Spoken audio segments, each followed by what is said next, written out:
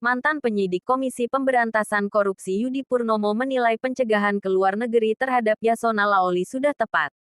Yudi menyebut mantan Menteri Hukum dan Hak Asasi Manusia itu adalah saksi kunci di kasus suap terkait dengan Harun Masiku.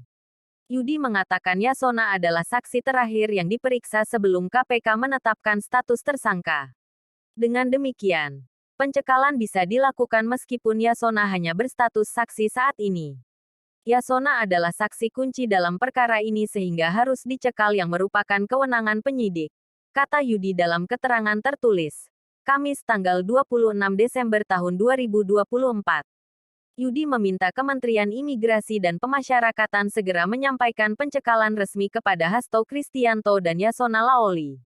Lalu imigrasi harus menyita paspor fisik dua orang itu hingga 6 bulan ke depan.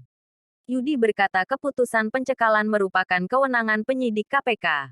Hal itu juga bisa diterapkan ke orang lain bila KPK menemukan sosok baru terkait kasus Harun Masiku. Kasus ini, baik suap maupun perintangan penyidikan, bisa berkembang ke siapapun, tergantung bukti yang didapatkan penyidik, ujarnya.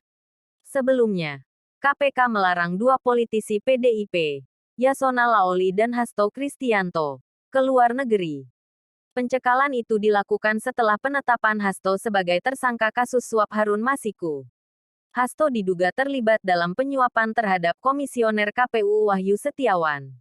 Hasto juga dituding merintangi penyidikan dengan menyuruh Harun Masiku kabur dan merendam ponsel. Sementara itu PDI Perjuangan menyesalkan tindakan KPK yang mengajukan pencegahan terhadap Yasona Laoli ke luar negeri. Juru bicara PDIP Ciko Hakim menegaskan bahwa Yasona tidak terlihat dalam kasus tersebut.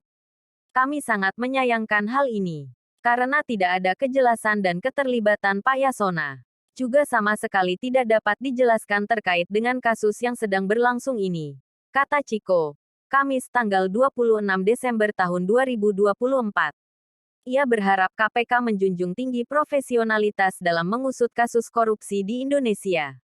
Ia berharap tak ada upaya politisasi hukum terhadap kasus tersebut. Di sisi lain, Ciko menegaskan PDIP sangat menghormati proses hukum yang dihadapi Sekretaris Jenderal PDIP Hasto Kristianto maupun pencekalan terhadap Yasona Laoli. Namun, kami tegaskan PDIP dan semua kadernya tentu menghormati semua proses hukum yang sedang berjalan, tambah Ciko.